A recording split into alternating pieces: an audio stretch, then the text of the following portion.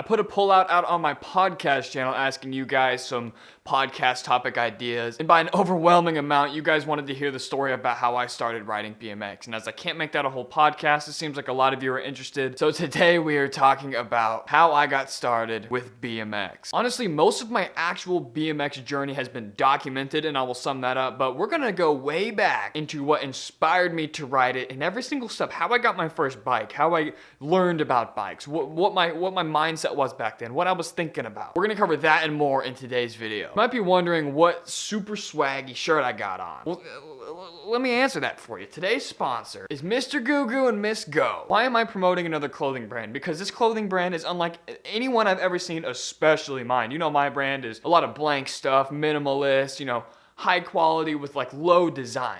This is high quality with very high design. Their whole thing is, I mean, look at this, dude. It fits really good, but the reason I wanted to partner up with them on today's story, because not only do they have a super cool bag, but as my store is full of blank stuff, I'm definitely still into the all over print. And I mean, dude, look at these. Thug saw this, and I'm giving this one to Thug. These things are incredibly soft. I only asked for, I think, this jacket because I thought it was cool, but they sent me all sorts of stuff. They sent me that. They sent me a mask, which is kind of clutch. I'm always forgetting them, and I just have those stupid, oh, this actually fits my face better than any other mask I bought. I spent $10 on one mask one time, and it was trash. But they sent me all sorts of stuff, so thank you guys. This one's honestly my favorite. It's a two-tone quarantine shirt with the Mr. Goo Goo and Miss Go logo on it, dude. Look at that.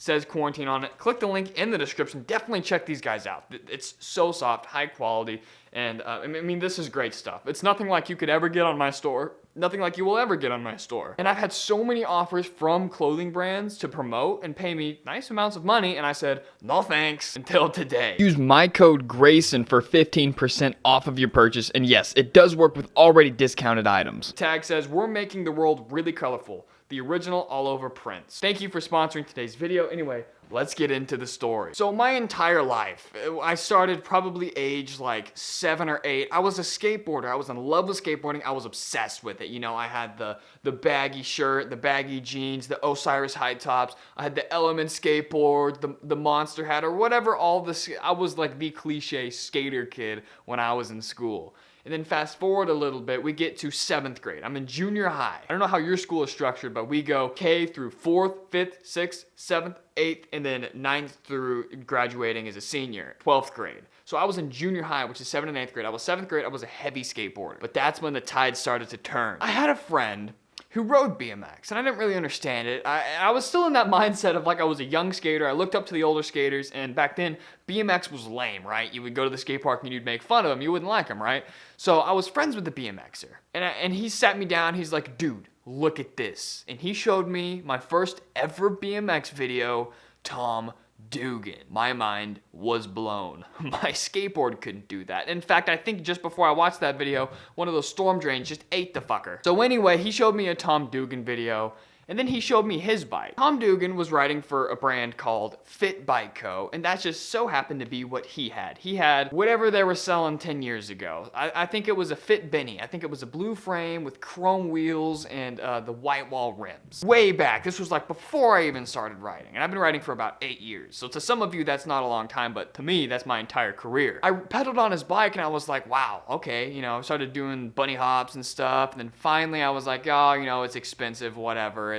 In the back of my head, BMX was cool, but at the end of the day, I was still a skateboarder. Fast forward like a week, 2 weeks, maybe a month. Like I said, this was 8 years ago. But fast forward not too long. And my buddy, I was hanging out with him his last day before he was moving to Florida. He had a BMX bike. Now, it wasn't a Fit Benny. It wasn't anything like that. It was a $100 blacked out Hyper with screw-on pegs and the whole 9 yards. The classic Walmart bike. He's like, hey man, I'm moving. I can't take this with us. I don't ride this piece of shit anyway. Do you want it? And I was like, yes, give me the bike. So he hooked me up with a free $100 Walmart bike, and to me, that was insane. But that was the start of it all.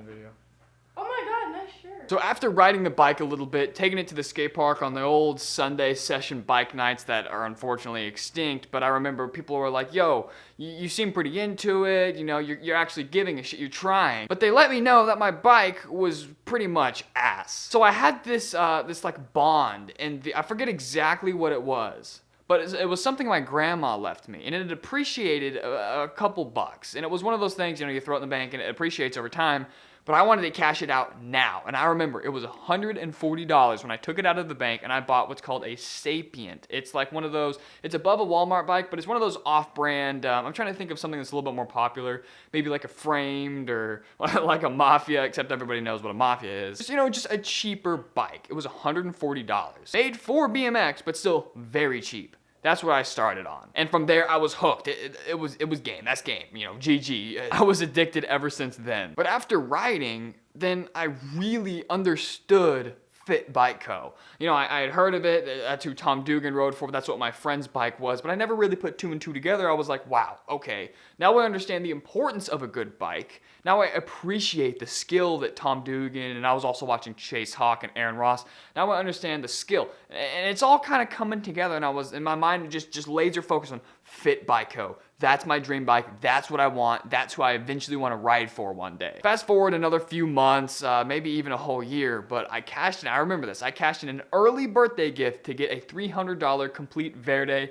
And at that time, once again, that was the shit. I was so stoked. I couldn't believe I was getting a BMX bike for my birthday. Like a real one. Like my first real BMX bike. I was riding that for a while, and I remember I was, learning 180s and full cabs and how to grind and all that stuff, but I still had in the back of my mind, I want that fit. And I remember the one I wanted was like $450, just out of my price range, and I was a kid, so I was hustling, I was raking the driveway, I was doing the dishes, I was doing everything I could to hustle, to get money from my, doing odd jobs and stuff for my parents and all sorts of stuff to finally build up this bike. I knew I wouldn't be able to fork over $450, but I knew I would be able to, hey, maybe I could buy those red Revenge rims, because I still remember the bike to this day.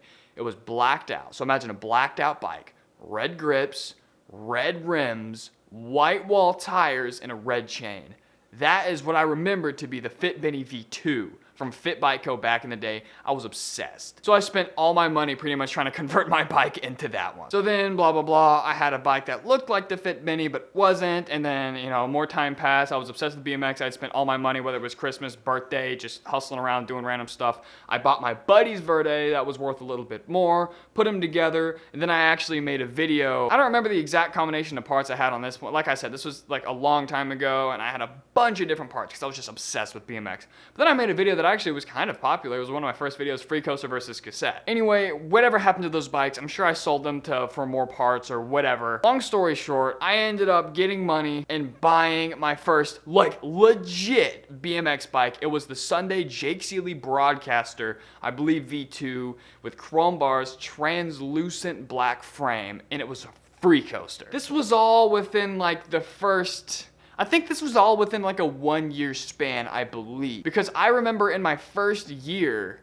I was doing truck drivers and tail whips because I was my wires were crossed, dog. I was laser focused. I was hustling, getting these bikes, getting these parts, doing everything I can, pulling things out of the bank from that my grandma left me, finding good deals on other bikes so I could put them together and sell one nice one, and, constantly hustling to get better, not only on the bike, but my bike as a whole. So I had a real bike. This was a $600 complete bike with a free coaster. And at this point, I know the basics. I could 360, and I remember when I first got this bike, you can still go find my edit way back on my channel, where I'm doing 360s, and I'm doing bar spins, and one bar spins, and full cabs, and all sorts of stuff. That was around my first year of riding. I take it back. I don't think truck drivers and tail whips for my first year. I think my best trick my first year was a 180 bar spin, and I think a year and a half to 2 years, that was when I was really doing truck drivers and tail whips. Anyway, then I met this guy by the name of Chase Kaufman, and he was my mentor for the next year. He was so good. I think he was flow on Monster, and he was riding with pros and traveling and doing all sorts of crazy stuff. This dude was doing,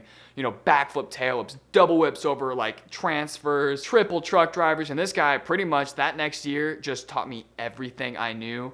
So I was already really, really dedicated and spending all day, every day, and every dime I had on BMX. So I'd gotten decently fast. And then I met this guy, and that just blew things up. I'd play games of bike with him multiple times a week. He would make me learn things. There's so much value in riding with people better than you, especially playing a game of bike. If you want to get good fast, play someone that's better than you in a game of bike. It's unbelievably beneficial. And then as I started, actually getting better, I was like, hey, maybe I could do something with this. And then I worked with a few shitty clothing brands that paid me a couple bucks, maybe not even at all, just some free shirts. Don't even worry about that. Especially Proteus Co. I've made fun of them forever. A lot of when I make fun of things, it's jokes. I'm not joking about Proteus. Stay away from them. They're fucking shit. Anyway, so after that, then that's when I started YouTube, and that's kind of where the story ends and the YouTube channel picks up, and then, the rest is history. You guys know pretty much what it is because I've been documenting it ever since then. And now we're here, where I'm in my girlfriend's basement, clearly failing No Nut November. Anyway, guys, thank you for sponsoring this video and keeping the show on the road. I greatly appreciate it. And this is my last video of this month. Yeah, I'm going to start the daily vlogs December 1st all the way up until December 23rd, then Christmas Eve, and then I'm not vlogging anything until probably after the 1st of the year. So expect 23 daily vlogs coming with me starting the next video you see from me. See you in like a week.